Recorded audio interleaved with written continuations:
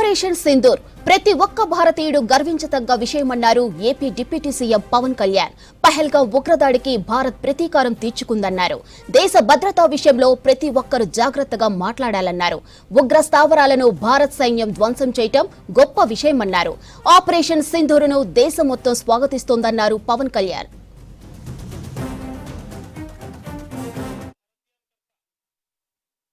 నువ్వు హిందువా కాదా అని చెప్పి అడిగి మరీ చంపేసిన విధానం చాలా చాలా దారుణంగా ఉంది.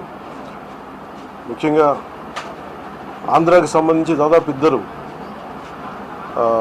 కుటుంబాలతో సహా వెళ్ళిన ఇద్దరిని చనిపోయిన 27 మందిలో కూడా ఇద్దరు ఆంధ్ర ప్రాంతానికి చెందిన వాళ్ళు కూడా ఉన్నారు. వాళ్ళని అడిగింది మీరు హిందువులా కాదా అని చెప్పి వారి కుటుంబాల ముందే, వాళ్ళ పిల్లల ముందే, వాళ్ళ సహధర్మచారుల ముందే మ్యాగజైన్ ఎంటీ చేశారు, తల లేకుండా చేశారు. హిందువా ముస్లిమా అనే అర్థం తేల్చుకోవడానికి కల్మా చదవమని. ఇంత ఘాతుకంగా చంపిన తర్వాత దేశం మొత్తం కూడా ఒక డెసిసివ్ యాక్షన్, ఒక బోల్డ్ యాక్షన్ కోసం ఎదురు చూస్తుంది. అది నిన్న రాత్రి జరగటం.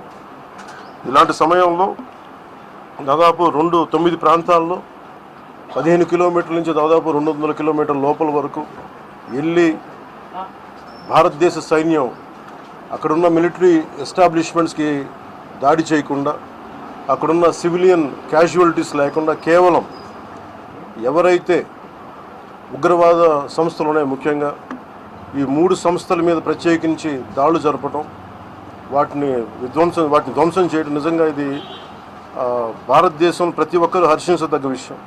ఎందుకంటే 90s నుంచి కూడా కశ్మీర్ అనేది మనకి ఎప్పటి నుంచి Kashmir is an integral part of our nation, as undeniable fact అది. కానీ ప్రత్యేకించి ఈ ఉగ్రవాద మూకలు, పాకిస్తాన్ ప్రేరేపిత ఉగ్రవాద మూకలు, ఇది 90లో కూడా ఇలాగే కశ్మీరీ హిందూస్ని కశ్మీరీ పండిట్స్ని చంపేశారు. ఇట్లాగే చంపేసి కొంతమంది గతంలో కూడా చంపేస్తే అలాగే వాళ్ళని అంత్యక్రియలు చేయడానికి వాళ్ళని శ్మశానం దగ్గర తీసుకెళ్తే అక్కడ కూడా మిగతా కొంతమంది హిందువులను చంపేశారు. సో హిందువుల మీద దాడి అనేది ఇది అనాదిగా జరుగుతూనే ఉంది. కానీ I think it is a right time to take a decisive and bold action.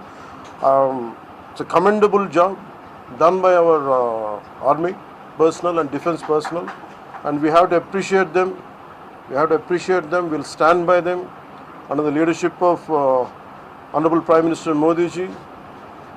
We will stand by you, sir, and whatever you have taken, whatever decision, bold action, bold decision you take, we're going to stand by you. We are with you.